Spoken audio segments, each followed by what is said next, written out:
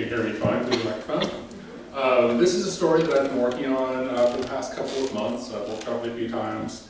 It's almost complete, but here is the first half of it. Alice was a small fairy. She lived in a cozy room under the stairs in the two-story house of a pleasant old couple. She wasn't mean to them, like her big brothers were to their humans, but she made them do things for her. Mr. Miller was often seen around town sitting in ponds, waiting for just the right color frog for Alice to eat. And the kind local sheriffs had to guide him off the freeway a few times when he went picking flowers to bring home to her. Mrs. Miller went to the store and brought back fruits and paints so Alice could decorate the newspapers after the Millers went to bed. Alice loved the newspaper.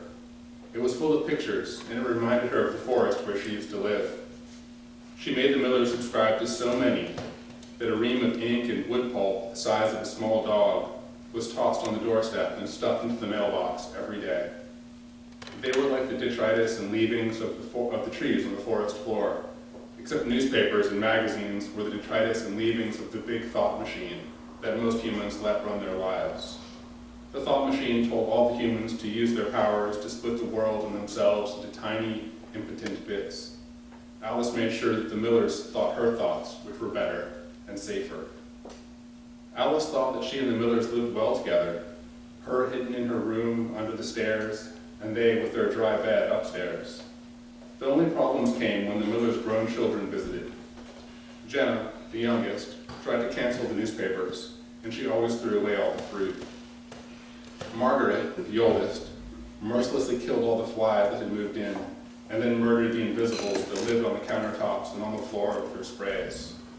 All three of them stayed up late, so Alice couldn't move the flowers and muss the paint in the way that she liked each night. Overall, they were a nuisance, particularly the one they called Davy, the middle child. Alice had a sneaking suspicion that Davy knew a little too much.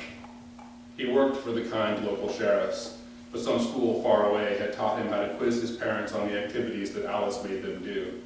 Why couldn't he be more like Margaret or Jenna? Margaret would tell Davy to stop feeding his parents' dementia, that he was just trying to protect his inheritance. Jenna would tell him to clean the place up and keep out of the old Miller's business. Alice liked it when they said such things to Davy. Sometimes Alice could give thoughts to Margaret and make her do things, so she would make her tell Davy to shut up and leave. But she wasn't close to Margaret like she was with the Millers. None of Alice's humans had been quite like the Millers. They were so close that Alice found she could touch and sculpt the Millers as if they were trees or flowers. Mr. Miller had a strange lung from burning tobacco, and Alice often had to go into his room while he slept to straighten it out for him. And Mrs. Miller often needed to have tangles and radiances removed from her womb, though it was now still. The other humans had resisted when she tried to mend them like she would a tree, but not the Millers. They were as easy to fix as they were to be made to do things. It was early morning, and Alice was laying some of Mr. Miller's tangles out to be devoured by the sun and the air and the birds when she heard a noise. She turned, and Davy, the questioning son, was there, holding a leash in one hand and accompanied by a large German shepherd. He wore equipment and a stiff brown uniform that helped him think the thought machine's thoughts, which were that he was separate and powerless, which made him dangerous. But Alice had her toes in the dirt and her wits about her, and his demeanor failed to get her to think like him. Davy never came to see his parents so early. What was he doing here? He stared at Alice as the dog wandered over to her. She knelt and rubbed the young taut muscles, and the dog rolled over on her back and yowled lowly while Alice scratched her tawny belly. With a light smile to Davy, Alice tilted herself and spun back into the Miller's house beneath the stairs and into her room. "Mom? Dad?" Davy called as he ran in the door and looked around a moment. He trampled the new layer of freshly decorated newspaper and went up the stairs, trailed by the shepherd, now alert and growling in response to his concern. Alice carefully walked up the stairs behind them. "Who was the girl in the yard?" he was demanding of his barely awake and elderly parents. "David, what are you doing here so early? It's 5:30 in the morning." "I was taking one of our new officers here on her first beats. We saw a girl in the yard playing with some meat or something. Then she ran in here."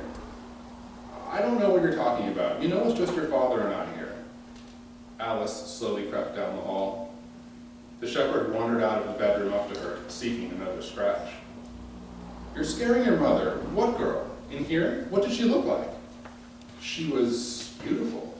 It was so dark I couldn't see, but it looked like she had almost bluish skin and long white robes."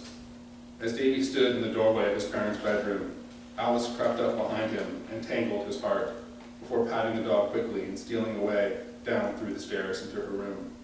"Davy, you look pale. Are you okay, son? Davy? What girl? You're not making any sense. Here, sit down and try to catch your breath." Then more men in uniforms and demeanors came shortly after that, blaring their loud, reinforced human thoughts on everything while Alice stayed in her room. Margaret was there with Jim, her husband. Jenna couldn't make it, they said. Davy left in a roaring white transport, clutching his chest and trying to get someone to listen to him about the girl. Margaret could be easy to make to do things, and Alice got her to send the uniformed man away. Jim was like deep rock that would never listen, but fortunately he just wanted to leave. Alice did her best to straighten the Millers and then sent Mr. Miller out to the pond south of town to see if any orange tree frogs were about this late in the morning. She carefully cleaned the house where the humans had used the thought machine to harden and separate, and returned it to proper sound and sight. Before long, Mrs. Miller was spreading USA Today for her and laying out some raspberries in the kitchen without Alice's instruction, as she had been taken to doing lately.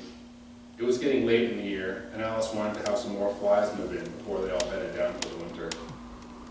Mr. Miller brought back a delicious little frog with an orange stripe across its eyes. Alice devoured it immediately and went to rest in her room, spent from the morning. But that afternoon, Jenna and Margaret came back with Jim, and the first thing they did was throw away USA Today with its yellows and the raspberries with their reds in the trash, even as a nice local cadre of fruit flies was checking the place out. Alice was not happy about this. They sat down with the Millers and talked gravely for a long time, tangling up their emotions and holding them close so they cut into their bodies and souls like the thought machine told them to. Davy was mentioned many times, along with an offer of some kind of assistance. Alice really just wanted them to leave so she could untangle the Millers and they could get her some white and maybe orange paint. But they didn't leave. Jim went out and got a lot of dead, stenchy human food, and they all bit little parts of it for a while. As the sun went down, Alice was truly exhausted and decided to make the interlopers leave. She made the Millers ask directly, but they were too polite to be taken seriously. Then she managed to make Margaret say something about leaving, but Jenna's cold stare was strong. So Alice left her room and crept up behind Jim, intending to control herself a little better than she had with Davy, and not tangle him, just cross a few threads so his dead food wouldn't pass properly. But the day had been long, she was tired, and the thought machine was so clever. As she reached out to touch Jim and his thoughts, the machine's ideas came one after another in her head. It had her. She was thinking like a human. Alice stumbled back, trying desperately to remember how to think properly. What the hell? Jim and Margaret sat up on the couch and spun around, staring at Alice. They could see her. She could not stop the machine's thoughts in her head now, of a firm floor, time. Alice turned and ran to her room, but now it was under the stairs and there was no way to get her. She had to think like herself to get back, but she couldn't. The Millers did not react, but Jim got up and stormed over to Alice, grabbing her by the arm. His tough hand broke her skin and hurt her bones. Alice screamed. Oh.